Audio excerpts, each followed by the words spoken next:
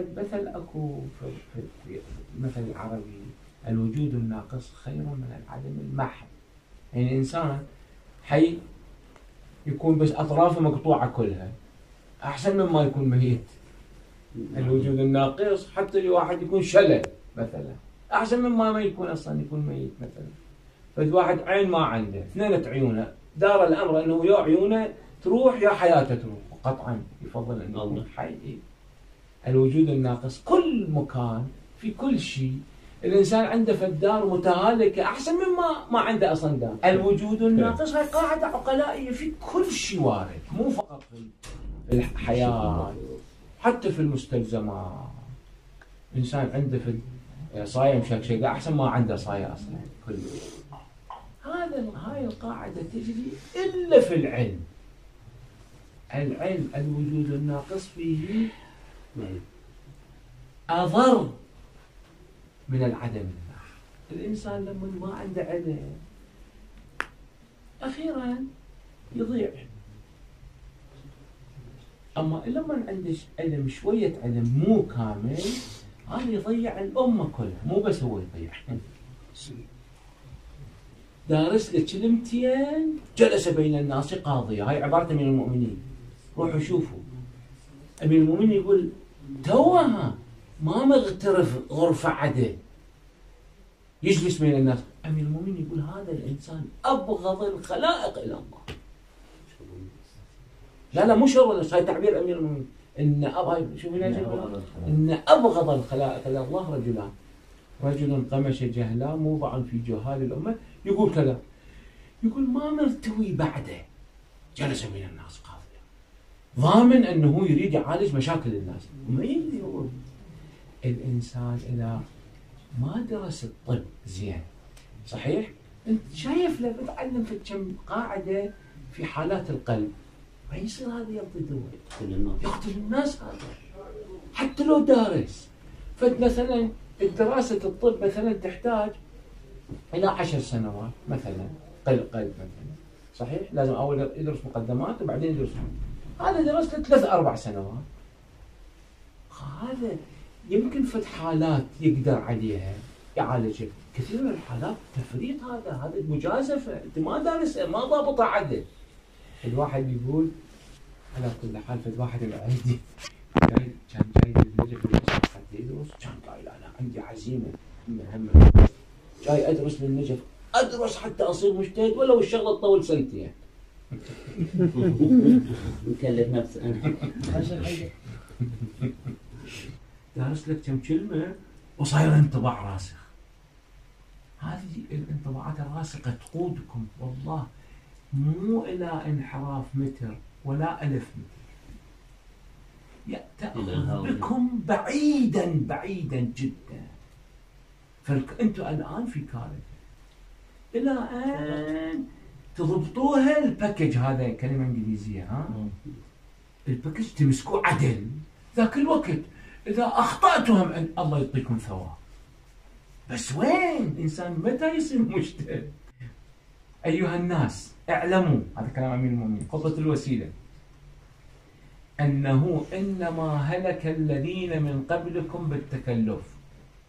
يعني ما حد هلك، إنما أداة حصر، ما حد هلك قبلكم إلا فد عامل وهو التكلف. تكلف يعني الإنسان يطيح نفسه في شغلة على كل ما يقدر عليها، هذا التكلف يسمونه. خب يعني شنو يا علي؟ شوف البقية: فلا يتكلف أحدكم في دين الله ما لا يعلم، فإنه إنما، مرة ثانية إنما أداة حصر، يعذر المرء على الخطأ غدا إن أجهد رأيه. تفهم ايش تعال؟ هاي والله بسنتين ما تصير. هذا المعيدي انت قايل ولو سنتين تطول. إنما يعذر الإنسان إذا واقعا درس عدل 60-70 سنة درس وضبطها القواعد فهمها كلها، هم يمكن يخطأ، بس يوم القيامة يثاب على خطئه. معذور يثاب أصلا، يثاب. المجتهد إذا أخطأ يثاب، وإذا أصاب يثاب. يوم القيامة راح تفتهمون أن هذا القرار اللي قررته في حياتكم والله العظيم من حيث هو أفضل قرار على الإطلاق في حياتكم، أنه تدخلون في هذا السر. لا حلفت، جبت اسم الله بعد، ما أريد أجامل بعد، بس هذا من حيث هو. يعني الإنسان على كل حال يجي يدخل في سلك الحوزة، هذا أفضل من قرار يقرر يروح يجاهد في سبيل الله، من قرار يبني دار أيتام، من قرار يبني 100 مسجد، من قرار يصلي 1,000,000 صلاة ليل. فقيه واحد أشد على إبليس من 1000 عابد. أشد هم بعد أشد. لما يقولون أشد مو معناته يعني مليونين، يعني خلاص، يعني الله لما قال أشد هاي كلام رب العالمين، لا يعني خلاص هذا العدد يصير عدد هيك رقم خير من 1000 إن شاء الله. مفتوح. واقعا ماكو قرار أحسن من هذا القرار، إن الملائكة لتفرش أجنحتها تحت قدمي طالب العلم. الله صلى الله عليه وسلم. وإن الطير في الهواء والحوت في الماء ليستغفر لطالب العلم. يسبح. فالروايات أصلا عجيبة وغريبة. فهذا القرار أن تجون في هذا السلك، هذا أفضل قرار على الإطلاق في تاريخ حياتكم، راح تشوفوه هذا الشيء. بس هذا لا يمنع أن الإنسان على كل حال شوي يخاف. أنا يقول وادعوه خوفا. الدعاء أفضل نشاط في الإنسان. قل ما يعبأ بكم ربي لولا القرآن بعد هو القرآن يقول وادعوه خوفا. الإنسان لما جاي يدعي لازم بخوف ووجل يدعي. ليش؟ لأنه شوف الروايات لما تقول أنت تشيل راسك تقول إلهي، ممكن الله يقول لك اسكت، هذا ممكن يوم مو ممكن، أنت ظالم، أعوذ بالله. فأنت لما تدخل في هذا المجال اللي هو أشرف نشاط والدعاء بحسب الروايات المستفادة الآيات، قل ما يعبأ بكم ربي، هو هذا أشرف نشاط. لا يمنع أنه أنت ما يصير شايل راسك ورأسك تدعي. ممكن العياذ بالله أنت ما دام راسك حشاكم الراس نازل، الله ما يقول لك شيء وما يعذبك، بس إذا شلت راسك يمكن العياذ بالله الله في الحديث أكو أوحى إلى داوود. شوفوا ما يمنع أنك تمارس أفضل نشاط، تقرر أفضل قرار، بس لازم يقترن هذا القرار اللي هو أفضل قرار في حياتك يقترن بخوف عنيف شديد. خافوا من هذا السر. في الرواية أكو إن الله تبارك وتعالى أوحى إلى داوود قل للظالمين، نص الرواية لا يذكرونني. ليش يجيبون اسمه؟ ليش الراس يقول إلهي؟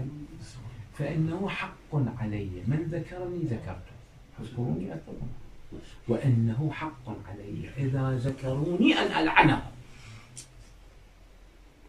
أنا لازم أذكره. ظالم إذا شار راسه قال إلهي، إحنا ما عندنا خيار للانكفاء.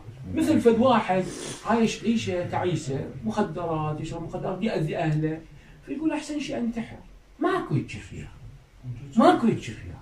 حتى لو أنت وجودك عالة، حتى لو أنت وجودك خطر على المجتمع، ما يصير.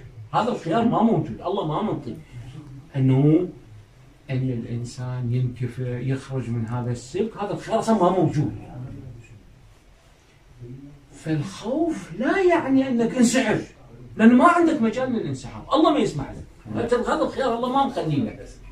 نعم تقدر تنتحر، بس الله يوم القيامة الله يسمح. يعني شوف إذا كانت هناك الحياة تعيسة صعبة جدا جدا جدا صعبة، ما لك خيار تنتحر. هذا الانكفاء انتحار.